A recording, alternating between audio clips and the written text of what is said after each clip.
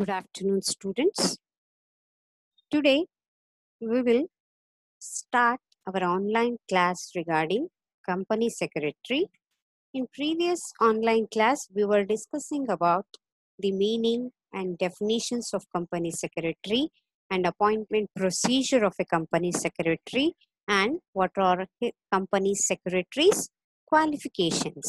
ಅಂದ್ರೆ ಈ ಹಿಂದಿನ ತರಗತಿಯಲ್ಲಿ ಕಂಪನಿ ಸೆಕ್ರೆಟರಿಯ ಅರ್ಥ, ವ್ಯಾಖ್ಯಾನ ಹಾಗೂ ಆ ಕಂಪನಿ ಸೆಕ್ರೆಟರಿಯ ಆಯ್ಕೆ ಮತ್ತು ಅವರಿಗೆ ಇರಬೇಕಾದಂತಹ ಅರ್ಹತೆಗಳ ಬಗ್ಗೆ ತಿಳ್ಕೊಂಡಿದ್ದೀವಿ. ಇಂದಿನ ತರಗತಿಯಲ್ಲಿ ನಾವು ಈ ಕಂಪನಿ ಸೆಕ್ರೆಟರಿಯವರ ರೆಸ್ಪಾನ್ಸಿಬಿಲಿಟಿಗಳೇನು, ಹಾಗೆ ಅವರಿಗೆ ಇರುವಂತಹ ಪವರ್ಸ್ಗಳು ಯಾವ್ಯಾವು, ಹಾಗೆ ಆ ಕಂಪನಿ ಸೆಕ್ರೆಟರಿಯ ಲಿಮಿಟೇಷನ್ಸ್ಗಳು ಯಾವ್ಯಾವು ಅನ್ನೋದ್ರ ಬಗ್ಗೆ ತಿಳ್ಕೊಳ್ಳೋಣ. ಮೊಟ್ಟ ಮೊದಲಿಗೆ ಇಲ್ಲಿ ರೆಸ್ಪಾನ್ಸಿಬಿಲಿಟೀಸ್ ಆಫ್ ಎ ಕಂಪನಿ ಸೆಕ್ರೆಟರಿಗಳು ಯಾವ್ಯಾವು ಇದಾವೆ ಅನ್ನೋದನ್ನ ನಾವು ಅರ್ಥ ಮಾಡ್ಕೊಳ್ಳೋಣ. ಇಲ್ಲಿ ರೆಸ್ಪಾನ್ಸಿಬಿಲಿಟಿ ಅಂತ ಹೇಳಿದಾಗೆ ಒಂದು ಕಂಪನಿಯ ಸೆಕ್ರೆಟರಿ ಆದಂತಹ ವ್ಯಕ್ತಿಗೆ ಯಾವೆಲ್ಲ ರೀತಿಯ ಜವಾಬ್ದಾರಿಗಳನ್ನ ಅವರು ನಿರ್ವಹಿಸಬೇಕಾಗತ್ತೆ ಅನ್ನೋದನ್ನ ನಾವಿಲ್ಲಿ ತಿಳ್ಕೊಳ್ಬೇಕಾಗತ್ತೆ. ಈಗಾಗಲೇ while we are knowing about the meaning of a company secretary, a company secretary is a person who has been appointed by a board of directors by a resolution. They need to pass some resolution in a meeting.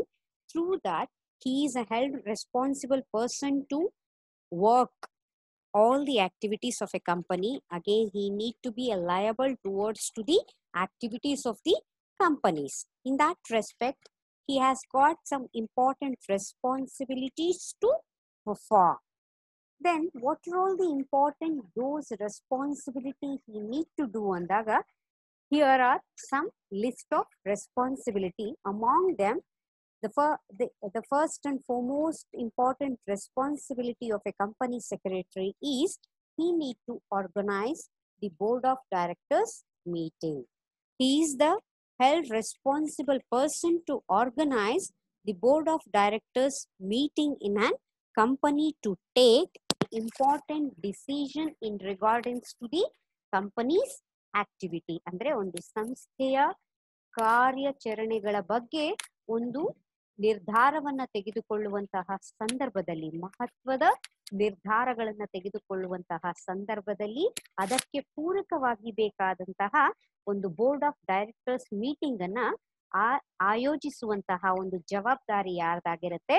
ಒಬ್ಬ company ಕಾರ್ಯದರ್ಶಿಯವರದಾಗಿರುತ್ತೆ. ಹಾಗೆ he need to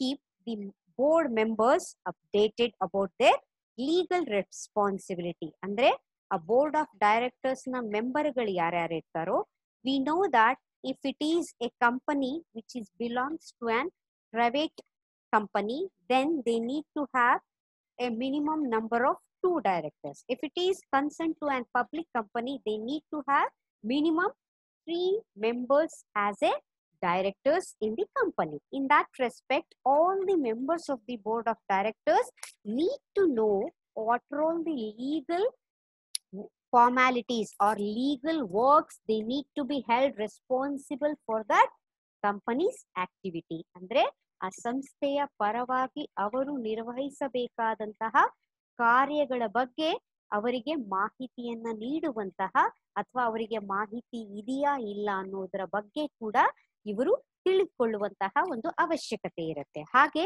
he need to organize the general meeting and again he need to take a responsibility of registration of the shares. ಅಂದ್ರೆ ಒಂದು ಸಂಸ್ಥೆಯ ಷೇರುಗಳನ್ನ ಅವರು ನೋಂದಾಯಿಸುವಂತಹ ಒಂದು ಕಾರ್ಯವನ್ನ ಮಾಡಬೇಕಾಗತ್ತೆ. After registration of those shares he need to communicate all the information in regards to that shares to the shareholders. ಅಂದ್ರೆ ಆ ನೋಂದಾಯಿತಗೊಂಡಂತಹ ಒಟ್ಟು ಷೇರುಗಳ ಸಂಖ್ಯೆ, ಮೊತ್ತ ಹಾಗೂ ಇನ್ನಿತರ ವಿಚಾರಗಳ ಬಗ್ಗೆ ಆ ಸಂಸ್ಥೆಯ ಷೇರುದಾರರಿಗೆ ಅಂದ್ರೆ ಶೇರ್ ಹೋಲ್ಡರ್ಸ್ಗೆ ಅದರ ಮಾಹಿತಿಯನ್ನ ನೀಡುವಂತಹ ಒಂದು ಜವಾಬ್ದಾರಿ ಯಾರ್ದಾಗಿರುತ್ತೆ?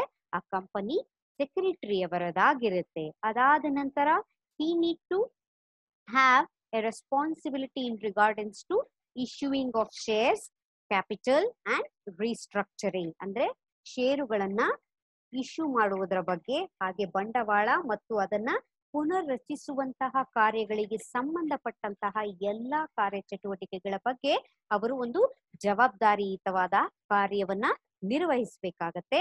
ಅದಾದ ನಂತರ a company secretary is held responsible for formulating and certifying the memorandum of association and articles of association. This memorandum of association and the articles of association are the important documents of the company. ಯಾವಾಗ ಒಂದು ಸಂಸ್ಥೆ ತನ್ನ ಕಾನೂನಾತ್ಮಕ ಅಸ್ತಿತ್ವವನ್ನ ಪಡೆಯಲಿಚ್ಛಿಸುತ್ತೋ ಅಂತಹ ಸಂದರ್ಭದಲ್ಲಿ ಈ memorandum of association ಮತ್ತೆ articles of association ಅನ್ನುವಂತಹ ಪ್ರಮುಖ ದಾಖಲೆಗಳನ್ನ ಅಥವಾ ಡಾಕ್ಯುಮೆಂಟ್ಸ್ ಗಳನ್ನ ಅವರು ತಯಾರು ಮಾಡಬೇಕಾಗತ್ತೆ.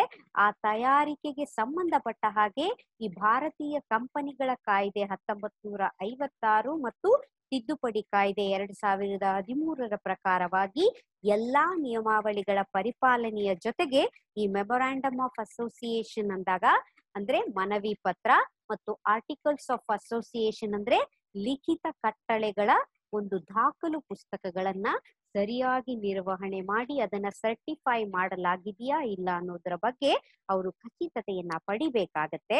ಅದಾದ ನಂತರ the company secretary should complying with the requirements of the stock exchange. ಅಂದ್ರೆ ಈಗ ಒಂದು ಸಂಸ್ಥೆಯ ಷೇರುಗಳನ್ನ ನಾವು ವ್ಯಾವಹಾರಿಕವಾಗಿ ಮಾರುವ ಮತ್ತು ಕೊಳ್ಳುವ ಚಟುವಟಿಕೆಯಲ್ಲಿ ತೊಡಗಿಸಿಕೊಳ್ಬೇಕಾದ್ರೆ ಆ ಸಂಸ್ಥೆಯ ಷೇರುಗಳು ಈ ಸ್ಟಾಕ್ ಎಕ್ಸ್ಚೇಂಜಿನ ಅಡಿಯಲ್ಲಿ ಏನಾಗಬೇಕಾಗತ್ತೆ, ಮೆಂಬರ್ಶಿಪ್ ಅನ್ನ ಸದಸ್ಯತ್ವವನ್ನ ಪಡೆದುಕೊಳ್ಬೇಕಾಗತ್ತೆ.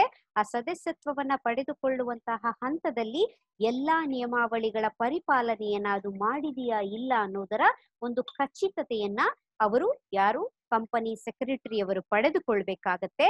ಅದಾದ ನಂತರ he should ensuring that company and the directors comply with the specified legal framework. ಈಗಾಗಲೇ ಹೇಳಿದೆ, ಆ ಸಂಸ್ಥೆ ಮತ್ತು ಆ ಸಂಸ್ಥೆಯ ನಿರ್ದೇಶಕ ವೃಂದದವರು ಕೂಡ ಕಾನೂನಾತ್ಮಕ ನಿಯಮಾವಳಿಗಳು ಅಥವಾ ಕಟ್ಟಳೆಗಳ ಅಡಿಯಲ್ಲಿ ತಮ್ಮ ಕಾರ್ಯಾಚರಣೆಯನ್ನ ನಡೆಸುವುದರ ಒಂದು ಖಚಿತತೆಯನ್ನ ನೀಡುವಂತಹ ವ್ಯಕ್ತಿ ಯಾರಾಗಿರ್ತಾರೆ, ಕಂಪನಿಯ ಸೆಕ್ರೆಟರಿಗಳಾಗಿರ್ತಾರೆ, ಅಂದ್ರೆ ಕಂಪನಿಯ ಕಾರ್ಯದರ್ಶಿಗಳಾಗಿರ್ತಾರೆ ಅನ್ನೋದನ್ನ ಹೇಳ್ತೀವಿ.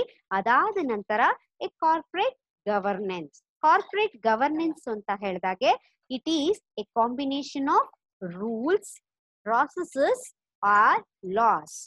It is A combination of rules, processes R loss by which the company need to be operate and regulated or controlled. That is what we will call it as a corporate governance. ಅಂದ್ರೆ ಒಂದು ಸಂಸ್ಥೆ ಏನ್ ಮಾಡ್ಬೇಕಾಗತ್ತೆ, ಒಂದು ಸಂಸ್ಥೆಯು ತಾನು ಕಾರ್ಯಾಚರಣೆಯನ್ನ ಮಾಡುವಂತಹ ಸಂದರ್ಭದಲ್ಲಿ ಇಲ್ಲಿ ಪ್ರಮುಖವಾಗಿ ಏನು ಮಾಡ್ಬೇಕಾಗತ್ತೆ, ಆ ಸಂಸ್ಥೆಯು ಎಲ್ಲಾ ನಿಯಮಾವಳಿಗಳು ಮತ್ತು ಹಂತಗಳನ್ನ ಅಂದ್ರೆ ಕಾನೂನಾತ್ಮಕ ನಿಯಮಾವಳಿಗಳ ಅನುಸಾರವಾಗಿಯೇ ತನ್ನ ವ್ಯಾವಹಾರಿಕ ಚಟುವಟಿಕೆಗಳನ್ನ ನಡೆಸಬೇಕಾಗತ್ತೆ ಅನ್ನೋದನ್ನ ಇಲ್ಲಿ ನಾವು ಖಚಿತಗೊಳಿಸ್ಕೊಳ್ಬೇಕಾಗತ್ತೆ.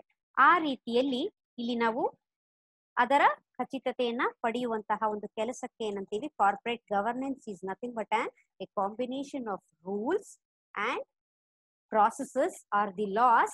On the basis of that rules and processes only the company need to be operate and controlled or regulated ಅಂತ ಕರಿತೀವಿ.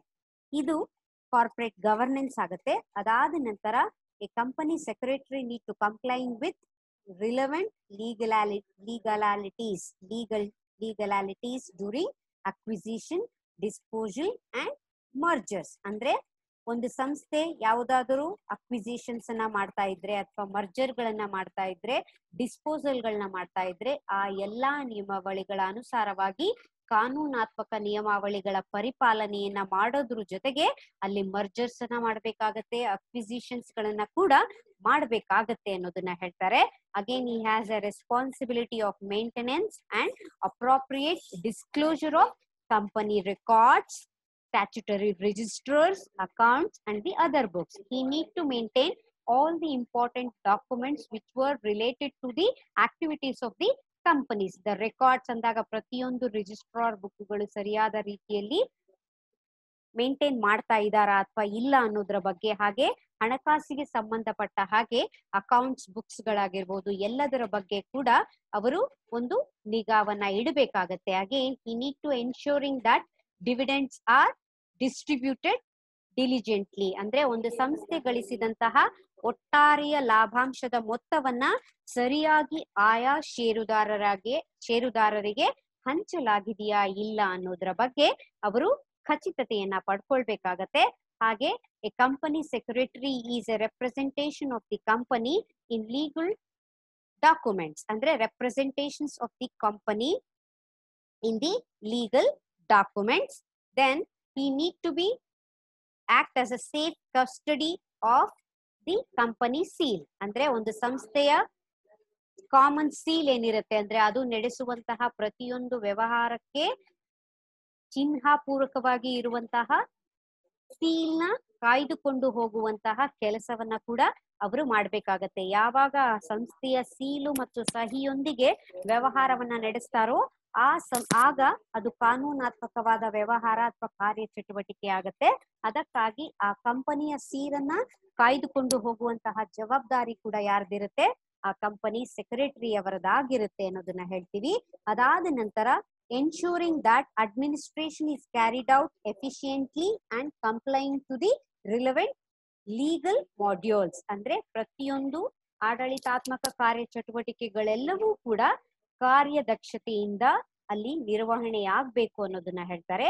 ಅದಾದ ನಂತರ other responsibilities as may be related to his position, ಅಂದ್ರೆ ಅವರ ಕಾರ್ಯ ಕ್ಷೇತ್ರಕ್ಕೆ ಪೂರಕವಾಗಿ ಇನ್ನಿತರ ಯಾವುದೇ ಜವಾಬ್ದಾರಿಗಳಾದ್ರೂ ಕೂಡ ಅವರು ಸರಿಯಾದ ಪ್ರಮಾಣದಲ್ಲಿ ನಿರ್ವಹಣೆ ಮಾಡಲೇಬೇಕು ಅನ್ನುವಂಥದ್ದನ್ನ ಹೇಳ್ತಾ ಹೋಗ್ತಾರೆ. ಇವಿಷ್ಟು ಒಬ್ಬ ಕಂಪನಿ ಸೆಕ್ರೆಟರಿ ಆದಂತಹ ವ್ಯಕ್ತಿಯವರು ತಮ್ಮ ಎಲ್ಲಾ ಜವಾಬ್ದಾರಿಗಳ ನಿರ್ವಹಣೆಯನ್ನ ಮಾಡಬೇಕಾಗತ್ತೆ ಅನ್ನೋದನ್ನ ತಿಳ್ಕೊಳ್ಬೇಕಾಗತ್ತೆ. ಅದಾದ ನಂತರ what are the important powers of A company secretary, if ಅವರಿಗೆ ಇರುವಂತಹ ಅಧಿಕಾರಗಳು ಯಾವ್ಯಾವಿದೆ, ಯಾವ ಅಧಿಕಾರದ ಪರಿಧಿಯಲ್ಲಿ ಅವರು ಕಾರ್ಯಾಚರಣೆಯನ್ನ ನಡೆಸಬೇಕು ಅನ್ನೋದನ್ನ ನಾವೀಗ ತಿಳ್ಕೊಳ್ತಾ ಹೋಗೋಣ. ಅವರಿಗೆ ಇರುವಂತಹ ಅಧಿಕಾರ ಯಾವುದು ಅಂತ ಹೇಳಿದ್ರೆ, he has an power to attend various meetings of the company shareholders or board of directors. He has got a power to attend all the meetings which may related to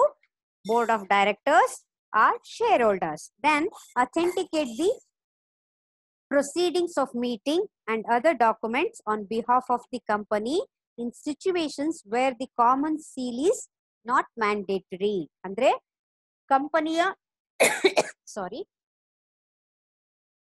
ಕಂಪನಿಯ ಪರವಾಗಿ ಅಂದ್ರೆ on behalf of the company he is the held responsible, he has got a power to representation of the company, ಅಂದ್ರೆ ಕಂಪನಿಯ ಪರವಾಗಿ ಕಾರ್ಯನಿರ್ವಹಿಸುವಂತಹ ಒಂದು ಕಾನೂನಾತ್ಮಕ ವ್ಯಕ್ತಿಯಾಗಿ ಇವರು ಕಾರ್ಯವನ್ನ ನಿರ್ವಹಿಸ್ತಾರೆ.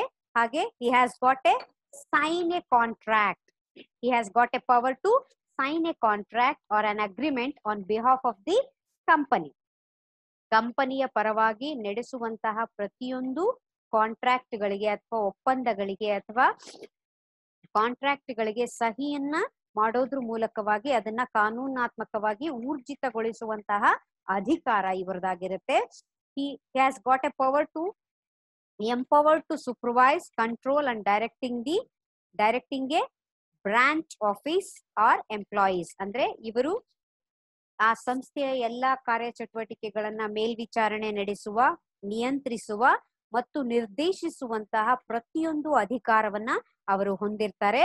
He has got a power to issue guidelines to branches, ಅಂದ್ರೆ ಮಾರ್ಗಸೂಚಿಗಳನ್ನ ನೀಡುವಂತಹ ಅಧಿಕಾರ ಕೂಡ ಇವರಿಗಿರುತ್ತೆ. ಅಂದ್ರೆ ಒಂದು ಸಂಸ್ಥೆ ಹಲವಾರು ಬ್ರಾಂಚ್ಗಳನ್ನ ಶಾಖೆಗಳನ್ನ ಹೊಂದಿದ್ರೆ ಆ ಶಾಖೆಗಳಲ್ಲಿ ಕಾರ್ಯನಿರ್ವಹಿಸ್ತಾ ಇರುವಂತಹ ಉದ್ಯೋಗಿಗಳಿಗೆ ಅಂದ್ರೆ ಎಂಪ್ಲಾಯೀಸ್ಗೆ ಅವರು ಏನ್ ಮಾಡ್ಬೋದು, ನಿರ್ದೇಶನವನ್ನ ಕೂಡ ನೀಡುವಂತಹ ಅಧಿಕಾರ ಅವರಿಗೆ ಇರುತ್ತೆ ಅನ್ನೋದನ್ನ ಹೇಳ್ತಾರೆ.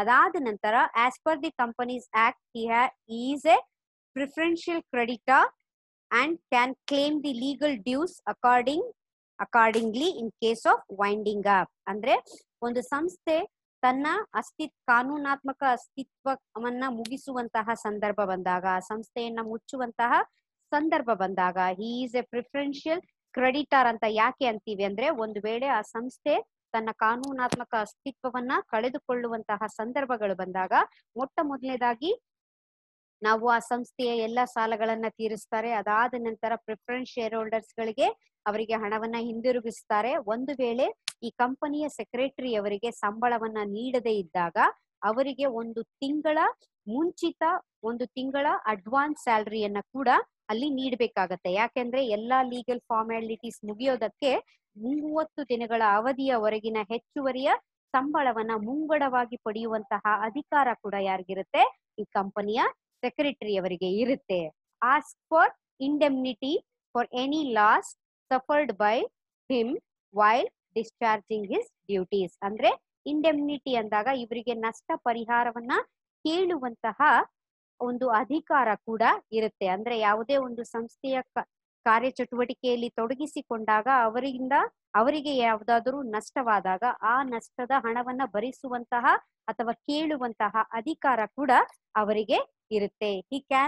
he can become a director of the company with the prior permission of the board. ಕೆಲವೊಂದು ವಿಶೇಷ ಸಂದರ್ಭಗಳಲ್ಲಿ ಅವರನ್ನ ಡೈರೆಕ್ಟರ್ ಆಫ್ ದಿ ಕಂಪನಿಯಾಗೂ ಕೂಡ ಆಯ್ಕೆ ಮಾಡಬಹುದಾಗಿದೆ. ಅದು ಯಾವುದರಿಂದ ಅಂದ್ರೆ ಆ ಸಂಸ್ಥೆಯ ಬೋರ್ಡ್ ಆಫ್ ಡೈರೆಕ್ಟರ್ಸ್ ಮೀಟಿಂಗ್ ಅಲ್ಲಿ ಒಂದು ಸ್ಪೆಷಲ್ ರೆಸಲ್ಯೂಷನ್ ಅನ್ನ ಪಾಸ್ ಮಾಡೋದ್ರ ಮೂಲಕವಾಗಿ ಆ ಸಂಸ್ಥೆಯ ಕಾರ್ಯದರ್ಶಿಯನ್ನ ನಾವು ನಿರ್ದೇಶಕನನ್ನಾಗಿ ಕೂಡ ಆಯ್ಕೆ ಮಾಡುವಂತಹ ಒಂದು ಅವಕಾಶ ಇರುತ್ತೆ.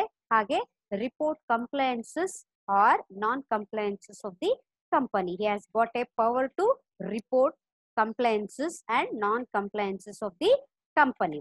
ಇವಿಷ್ಟು ಪವರ್ಸ್ ಗಳಾದಾಗ, ಅಧಿಕಾರ ಅವರದಾದಾಗ ಇವರಿಗೂ ಕೂಡ ಕೆಲವೊಂದು ಲಿಮಿಟೇಷನ್ಸ್ ಗಳನ್ನ ಕೂಡ ನಾವು ಕಾಣೋದಕ್ಕೆ ಸಾಧ್ಯ ಇದೆ. ಅಂದ್ರೆ ಅವರು ಇಷ್ಟೇ ಪರಿಧಿಯಲ್ಲಿ ಅವರು ತಮ್ಮ ಕಾರ್ಯಾಚರಣೆಯನ್ನ ನಡೆಸಬೇಕಾಗತ್ತೆ. ಆ limitations of the company secretary ಅಂದಾಗ, if a company secretary enter into or put his signature on a contract on behalf of the company without receiving specific authorization from the board of directors, in that respect he need to be liable ಅಂತ ಹೇಳ್ತೀವಿ. ಅಂದ್ರೆ ಒಂದು ವೇಳೆ ಆ ಸಂಸ್ಥೆಯ ಕಾರ್ಯದರ್ಶಿಯಾದವರು ಆ ಸಂಸ್ಥೆಯ board of directors ಗಳ ಮೂಲಕವಾಗಿ ಒಂದು ಅಥೆಂಟಿಕೇಶನ್ ಅನ್ನ ಪಡೆಯದೆ, ಅಧಿಕಾರವನ್ನ ಪಡೆಯದೆ ಕಂಪನಿಯ ವ್ಯವಹಾರಗಳಿಗೆ ಸಹಿಯನ್ನ ಹಾಕಿದರೆ ಅದು ಹಾಕಕೂಡದು. ಅಂದ್ರೆ ಅವರು ಸಹಿಯನ್ನ ಮಾಡದೆ ಇರ್ಬೇಕಾಗತ್ತೆ. ಒಂದು ವೇಳೆ ಮಾಡಿದ್ರೆ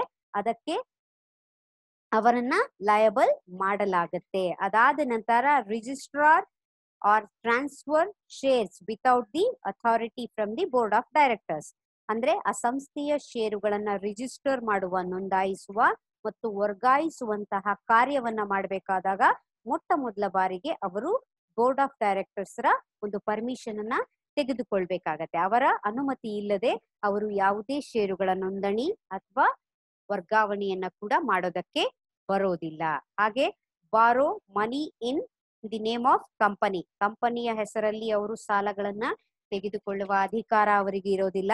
ಹಾಗೆ acknowledging the debt against any suit filed in opposition to the company. ಅಂದ್ರೆ ಕಂಪನಿಯ ವಿರುದ್ಧವಾಗಿ ಯಾವುದೇ ರೀತಿಯ ಕಾನೂನಾತ್ಮಕ ಕಾರ್ಯಾಚರಣೆಗಳನ್ನ ತೆಗೆದುಕೊಳ್ಳುವಂತಹ ಒಂದು ಅಧಿಕಾರ ಕೂಡ ಅವರಿಗೂ ಇರೋದಿಲ್ಲ. ಅದೇ ರೀತಿಯಾಗಿ call meetings related to third parties, ಅಂದ್ರೆ ಕಂಪನಿಗೆ ಸಂಬಂಧಪಟ್ಟ ಹಾಗೆ ಮೀಟಿಂಗ್ಸ್ ಗಳನ್ನ, ಅಂದ್ರೆ ಥರ್ಡ್ ಪಾರ್ಟಿ ಮೀಟಿಂಗ್ ಗಳನ್ನ ಕರೆಯುವಂತಹ ಅಧಿಕಾರ ಕೂಡ ಅವರಿಗೆ ಇರೋದಿಲ್ಲ. ಇವಿಷ್ಟು ಲಿಮಿಟೇಷನ್ಸ್ ಗಳೊಂದಿಗೆ ಒಂದು ಸಂಸ್ಥೆಯ ಕಂಪನಿಯ ಸೆಕ್ರೆಟರಿ ಆದವರು ತಮ್ಮ ಎಲ್ಲಾ ಅಧಿಕಾರ ಮತ್ತು ರೆಸ್ಪಾನ್ಸಿಬಿಲಿಟಿ, ಜವಾಬ್ದಾರಿ ಮತ್ತು ಅಧಿಕಾರದ ಒಂದು ಕಾರ್ಯನಿರ್ವಹಣೆಯನ್ನ ವಹಿಸಿಕೊಳ್ಬೇಕಾಗತ್ತೆ.